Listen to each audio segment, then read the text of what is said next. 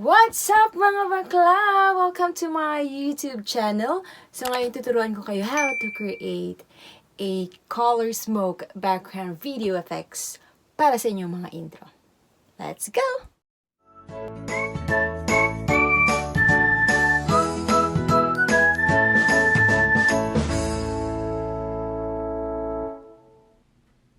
Let's go to Kinemaster.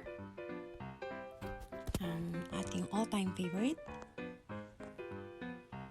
Ayun, ilalagay na natin yung ni-record natin na kinuha natin sa YouTube na smoke effects.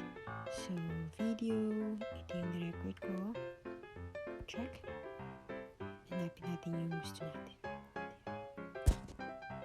So, split natin siya. Split at playhead.